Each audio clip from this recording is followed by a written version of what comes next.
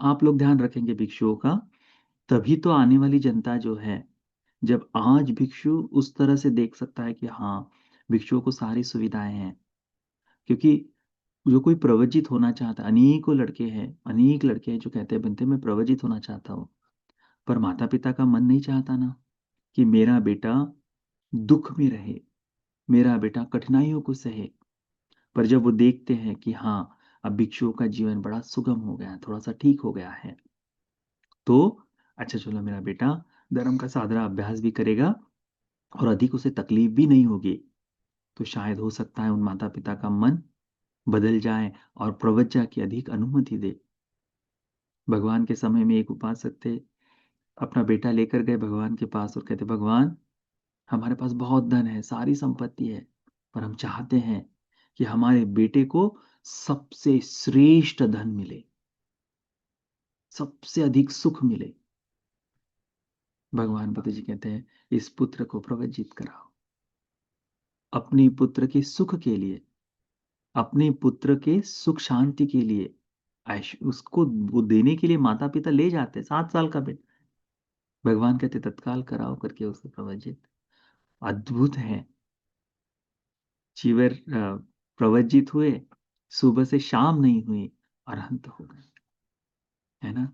ये माता पिता जो लोग अपने बेटों को सुख देना चाहते हैं, धर्म से अधिक सुख नहीं हो सकता।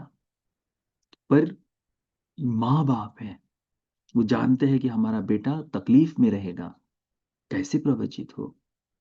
चारों तरफ दिखाई दे रहा है कि कहीं निंदा हो रही है, कि बराबर चीवर नहीं है, बराबर रहने की व्यवस्था नहीं है, तो वो कैसे देख पाएंगे, है ना। माता पिता है, इसीलिए जब तक ये सुविधाएं उत्पन्न नहीं होती तब तक हम नहीं कहते कि सारी कि बंदे जी सोने की चप्पल पहनकर चले, है ना, ऐसा नहीं कहते। पर ये रहे माता पिता को, हाँ, कि मेरा पुत्र जहाँ है सुखपूर्वक जीवन जिएगा, मुझे निरंतर देखने का मौका मिलेगा, धर्म की साधना उसे देखते वो बढ़ता हुआ मुझे दिखाई देगा, तो उनको उसका आनंद है ना। तो उसके लिए शायद हो सकता है। तो आप लोग धीरे धीरे, हम लोग जिस परियत्ति में जुड़कर धीरे धीरे इन्हीं चीजों को तो सीख रहे हैं।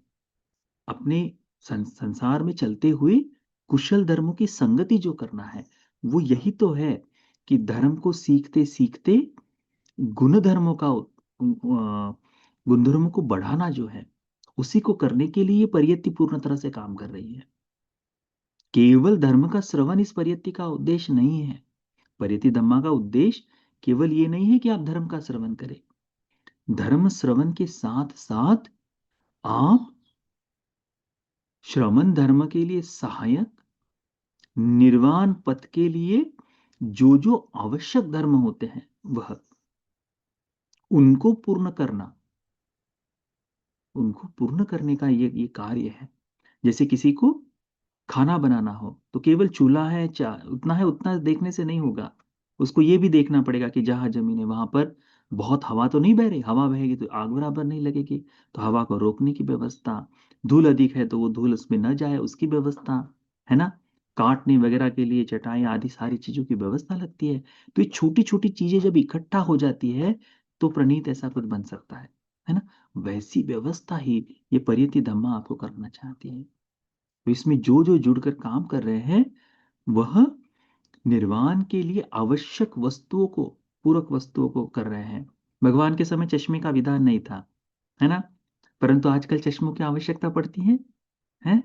पहले भगवान के समय में ठंड के लिए अधिक चीजें नहीं, पर अभी देखो ठंड के कारण वो जो लोशन वगैरह आते हैं, तो देखो आपकी इच्छा से नहीं, भिक्षुओं को जाकर पूछो बनते हैं आपको आपको कौन सा लोशन आप इस्तेमाल करते हैं वो।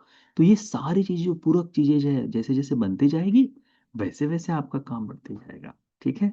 पुण्य बढ़ते जाएगा, धर्म की चेतना बढ़ती जाएगी, धर्म का अभ्यास बढ़ते जाएगा।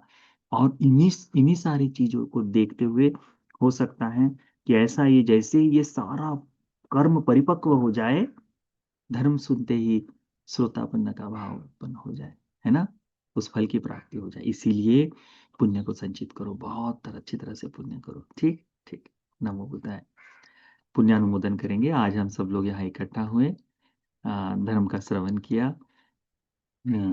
थोड़ा बहुत धर्म के अलावा भी बातचीत बताई आपको कि आपके लिए पुण्य हो, तो ये भी धर्म के लिए पूरक सहायक चीजें ही है।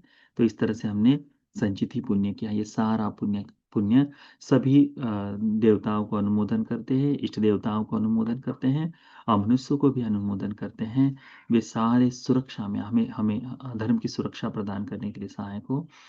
ये सारा पुण्य उन सभी को बुद्ध शासन में चार आर्य सत्य के बोध के लिए भी उपकारी हो जाए। साधु साधु साधु। किया हुआ सारा पुण्य सभी कालातीत ज्ञातियों को मिले, सभी ज्ञातिगण सुखी हो जाए, उनका परलोक का जीवन सुख से सुखमय हो जाए, उन्हें भी संसार दुख से मुक्ति का भाग्य मिल जाए। साधु साधु साधु।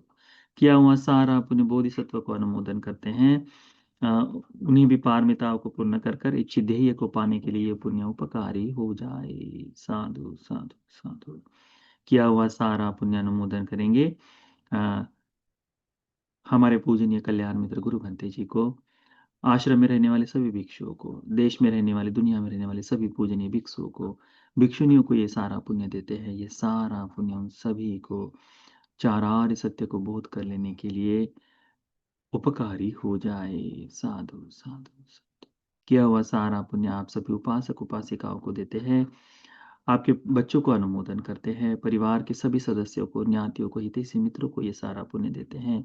ये सारा पुण्य आप सभी को धर्म के मार्ग पर चलने के लिए सहायक बने, सारी दुख पीड़ाओं को दूर होने के लिए सहायक बने, आपकी सारी पीड़ाएं दूर होकर इच्छित ध्येय को पाने के लिए जो भी धर्म से कार्य कर रहे हैं, आजीविका का, उपजीविका का, वो सारा कार्य अच्छी तरह से सार्थक हो जाए, जीवन में आने वाले धर्म को पूर्ण करने की बाधाएं दूर हो जाए, बाधा रहित होकर कल्याण मित्र के आश्रय में निरंतर नित्य धर्म का श्रवण करते हुए, ध्यान साधना आदि करते हुए चार आर्य सत्य को बोध कर लेने के लिए यह पुण्य भी उपकारी हो जाए। साधु साधु साधु। कायेन वाचा चित्तेन पमादेन मया कतं अच्छयं खममि बन्ते भूरिपन्य तथागत। कायेन वाचा चित्तेन पमादेन मया कतं अच्छयं खममि धम्म सन्दिट्ठिककालिक।